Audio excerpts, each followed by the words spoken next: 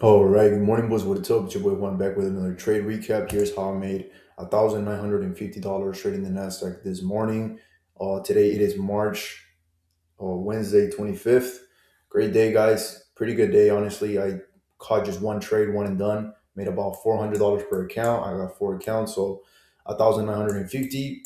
Without further ado, let's get right into the trade recap, guys. Again, I alerted my buyers and I alerted this trade to my VIP mentorship, which is going to be on the link below if I post this on YouTube. And if you guys are watching this strictly from my Discord, it's going to be under Daily Edge um, pre-market analysis. This is where I signal my bias and basically tell you guys what trades I'm looking to take. I signal these longs. I gave my bias. Without further ado, keep that into consideration for my VIP. I put in a lot of work to launch it, and it has tons of value where I break down my model and I show you guys exactly how I trade, and you guys will become exactly a copy of me, right? If you signed up, right? Now, guys, this trade was the only trade that I took. I took longs. I had a bullish bias coming into market open. Without further ado, let's get right into a top down analysis. Guys, coming into market open, I had a bullish bias simply because if we take a look at the 1 hour, we already created a 1 hour bullish gap here. If we take a look at the 4 hour, we didn't really have anything on the 4 hour except this big 4 hour gap still holding bullish, right? So I was pretty much bullish. If you just look at the overall higher time frame trend, yes, I'm an ICT trader, but I still use common sense and I still look at the trend. If the trend is bullish, I'm gonna have a bullish bias, right? I'm still a trend trader. Sometimes it's that simple, guys. Use ICT concepts, but also have your own common sense, discretion, and beliefs tied to it, right? What are we doing on the 15 minute? Higher highs, higher lows, higher highs, higher lows, higher highs, higher lows, higher highs. We're trending to the upside, guys. We are trending to the upside. This is a clearly bull run right here to the upside. Okay, boys. So I'm looking at the higher time frame. I know that we are creating higher highs and higher lows. I know that we are trending to the upside. That's simple. Okay. When we took a look at the five, we did create a 5 minute bearish gap here that actually held. However, ES was trending to the upside rapidly. Okay, right here. I was paying attention to this. Why I actually didn't catch. I didn't let a runner run, even though I could have. I could have caught more points today. The only mistake I made today was not sizing enough. I should have sized enough. I caught like roughly. I caught 26 points and I risked only 14 points. This is arguably a 1 to 3, 1 to 2 risk to reward, considering what I risked, considering my tight stop loss. But the setup was to A plus. My model is very internal. I don't catch the most RR. I simply go for a simple continuation towards the next round liquidity. Okay. In the case of today, I was actually targeting New York opening highs and this swing high as well as this high being my drawn liquidity. Guys, if we take a look at our session indicators, you guys know on the higher time frame we're trending to the upside. Okay, you guys know we're creating higher highs and higher lows. I already broke that down. What do we have here? We have a 15-minute bullish gap right here, a 15-minute bullish gap. And if we take a look at our session indicators, we actually had London lows and Asia lows below us. I was expecting price at opening to do something like this. Do something like this, guys. I was expecting price to kind of do something like this. Look,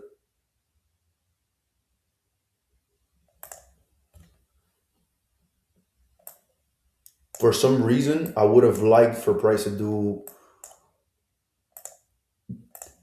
first rebalance down, take out this low, take out London, take out Asia, sweep all these lows, and then respect this entire 1 hour bullish gap and slowly start trending to the upside, taking out this low ultimately.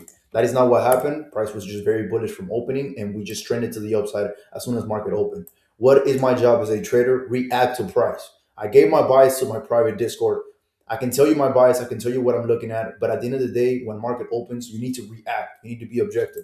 Okay, you can't really marry any bias. Sure, I would have liked prices to take out this low, take out Asia, take out London, and then reverse, right, for and give me a clear continuation to the upside. But it's not about what I want. It's about what price actually does. Okay, it's about what we actually do. Okay, so this is my POV. This is 925. So far, I'm giving you guys a POV when market opens. And here's market open. I believe so. Yeah, 930. Market opens up. Market trades higher. We leave in this 1 hour, 1 minute imbalance. We do got this internal high right here. And we also got obviously these data high right here from 8 o'clock. Okay, those are my draws on liquidity so far, right? Again, I would have liked for price to sweep these lows, tap into this 1 hour gap, and then respect it. That would have given me more confluence into my bullish bias, right? It would have been cleaner, but I guess today actually still offered me a clean setup in terms of my model, right? We trade here. That's my entry right there. So why did I enter? Why did I enter right here, guys? At the time of the trade, I want you guys to know that ES was already about to take out London highs right here. ES has not taken out London highs today.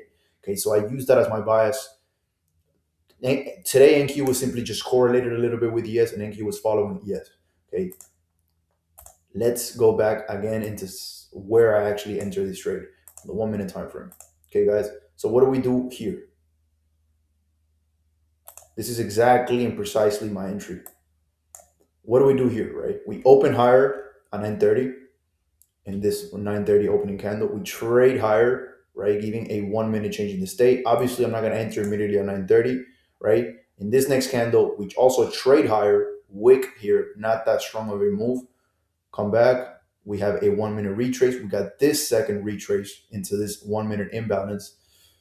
If I am bullish on the day, I want this 1 minute bullish fair value gap to hold, and I'm want to go for a continuation either towards these New York opening highs. Very internally, very simple, high win rate base model, or this internal high here as well. Okay, and my bias is also obviously this high here, right? This is my draw on liquidity, right? This would be 80 points. This is fancy. This is beautiful, right? I would love to make 80 points risking only 14 points, but I trade an internal model that gives me a high win rate and a high probability of hitting. Sure, price can take out this high and I can target 80 points, but the chances of that happening are, I'd say, considering today 50, 80%. The chances of price taking out this low, and let's say price does not take out this high, right? Chances are we're still gonna take out this low. And if price wants to reverse after taking out this low, oh fucking be it. Go ahead and reverse. My take profit is already here. That's why my model is internal. Okay, it's not because I'm a fucking pussy. It's because I simply target the next draw on liquidity and the most obvious, certain, probable area of interest that price might target next.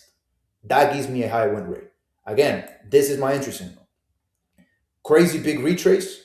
If I'm bullish, if I'm bullish, this needs to hold, and I want to see a nice push up after this 1 minute retrace. If I get a nice push up, I'll enter mid candle targeting this internal high or this high right here. Targeted like 27 points, 26 points, something like this. These two highs being my draw on liquidity. This one and this one. Very internally, 27 points. We're just getting only 14. What happens? We get it, enter mid candle,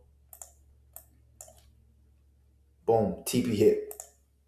TP hit. Now, why did I not hold? By the way, that's how I made close to $2,000 today in that simple trade that you guys saw right here. Okay, displacement, retracement, continuation. I'm gonna mark it here on the path. Displacement, retracement, continuation. I break this model exactly on my Discord, and it repeats every single day.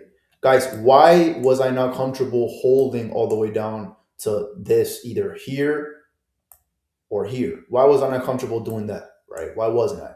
Simple. ES already took out London highs quicker, right? So I was not comfortable in honestly continuing to hold this position, right? Because we can get it. That's an S&T right there with ES. So I simply exited at 25 points, targeting this internal high. Very internal model, very quick model, effective, high win rate. Leaves me green more often than it doesn't. I'll take that any day of the week. I don't want to make this video too long. Displacement, retracement, next draw on liquidity, continuation, align in the higher time frames. That is how I trade. That is how I maintain a high win rate. And that is how I made $2,000 trading today. Okay, boys. I signal this trade to my Discord again. The link is going to be in the description. Under Strategic Bolts, that is my mentorship. That is Juan's mentorship. I created that, right? It has tons of value. It's going to help thousands of people. And sign up if you want to become my student, right?